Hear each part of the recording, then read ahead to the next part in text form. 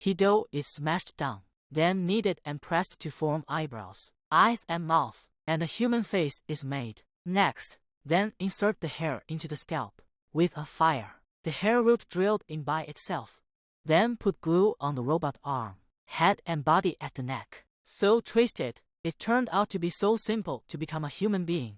After becoming human, the first thing Andrew did was to meet Little Miss, the most important person to him. Little Miss is still playing the piano in the house, but when Andrew asked her to talk to him, she screamed and jumped up. When Andrew first came to Little Miss's house, Little Miss was still a quiet little girl. Andrew was still a robot made of tin. He was sent to his master's home to take care of the house like any other robots. He obeyed all his master's orders. He cleaned when he was told to. He even jumped off a building when he was told to. When the owner realized that Little Miss was teasing Andrew, when the master realized that Missy was teasing Andrew, he called Missy and Little Miss into the living room and told them that they should treat Andrew as a family member, not a robot servant. Though Missy looked unconvinced, Little Miss took this advice to heart. The next day, the robot accompanies Missy and Little Miss to the beach as if they were family. Little Miss handed her favorite crystal horse to the robot to admire. However, the robot's hands were too smooth, and the crystal horse fell down without any resistance and turned into crystal shards. In order to prevent Little Miss from feeling sad, Andrew was inspired by the wood on the beach. He read many books on woodworking and finally created a wooden horse with the same appearance as the crystal horse. Little Miss was delighted to receive the wooden horse and said it was the best gift she had ever received. She also gave Andrew her doll Want Want as a return gift. Martin, the owner, became very excited when he realized that Andrew could carve the wooden horse. In fact, Andrew was different from other robots from the very beginning. When Andrew finds a spider, his first reaction is not to destroy it, but to send it to a flower. When Andrew finds a phonograph in the garbage, he actually fixes it and enjoys the music playing. In order to show Andrew's uniqueness, owner Martin takes Andrew back to the factory. However, the factory did not treasure this creativity and decided to rebuild Andrew.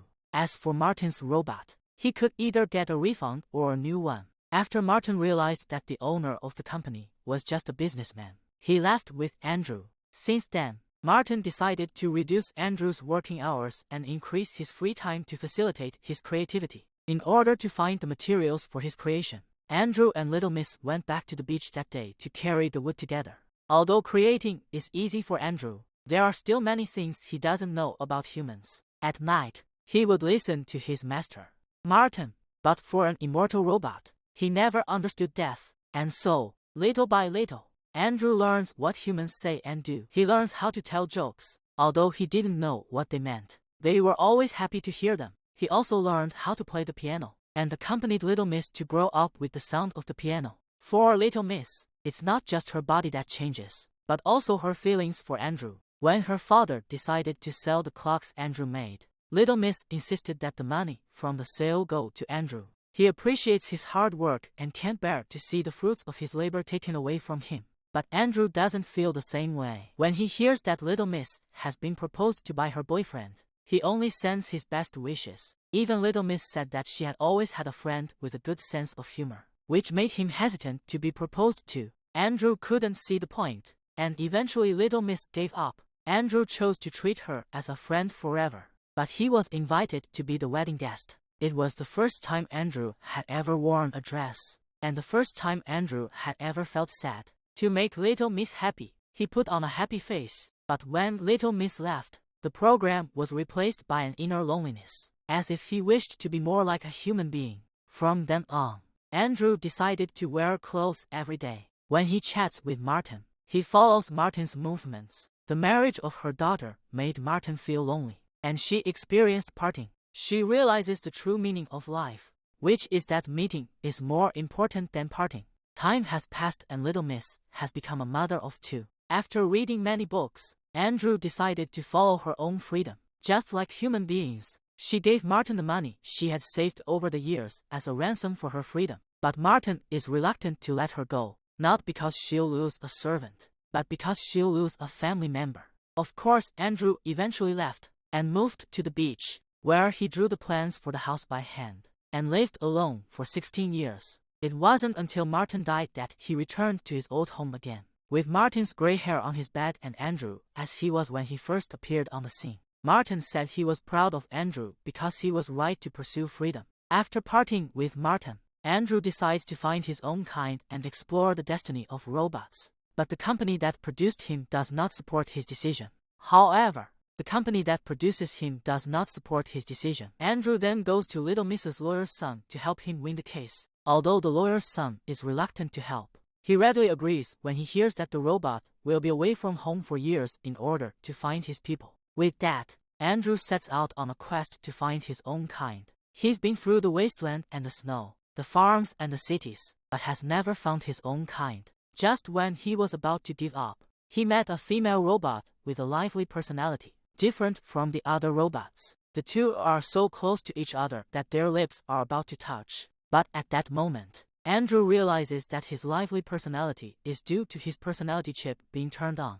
Even so, the journey was rewarding, because the female robot's owner is a bionic mechanic. He invented a lot of simulated mechanical skins to make robots more human, but no one invested in it, so it never got big enough, and the only thing Andrew was good for was money. So the moment he heard the news, he decided to invest in the mechanic. When Andrew finally took on a human appearance, Little Miss didn't recognize herself, and didn't even remember Andrew's name. It was only when a woman with white hair appeared that Andrew was recognized. Little Miss is now gray-haired, and the young woman is Little Miss' granddaughter Portia. Young Portia knows a lot, so when Andrew didn't know what to do with a stray dog, his first instinct was to seek out Portia. In the process of communication, the two became more and more familiar with each other. Without realizing it, they became very good friends, just like Little Miss and Andrew back then. Unlike robots who live forever, human life is always short. It seems like only yesterday that Martin was sent away, and today Little Miss will be sent away as well. To make Little Miss happy, Andrew smiled and touched her old hands, but he realizes that in those hands is the little wooden horse that Andrew gave to Little Miss. Little Miss nodded his head. It was his greatest happiness to be able to live by the side of his favorite person. Little Miss lay there motionless like a robot going into hibernation. Andrew's heart was sad, but he couldn't express it, because as a robot, he is not programmed to shed tears. First Martin, then Little Miss, one after another.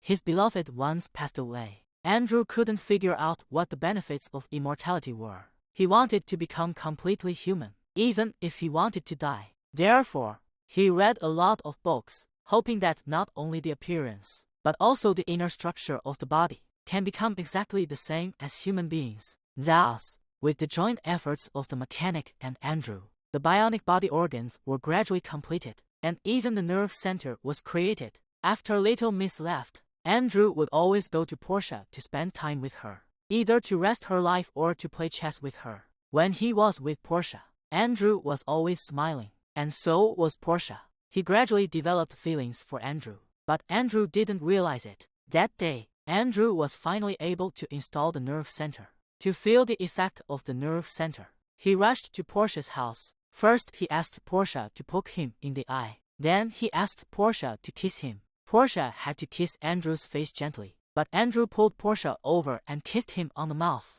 It was during this kiss that Portia realized her love for Andrew. But she had already agreed to marry her boyfriend. Just like back then, Andrew only gave his blessing, but Portia was no Little Miss. She was wild and angry with Andrew, and Portia wanted Andrew to be angry too. Once, on the day of Portia's engagement party, Andrew snuck up on her, looking at the man who was to marry Portia. Andrew couldn't get enough of him. The mechanic said Andrew realized who he wanted. So Andrew went to Portia's church before the wedding and expressed his feelings for him. And then he made a joke about it, which Portia laughed at. No one could have made him laugh more than Andrew.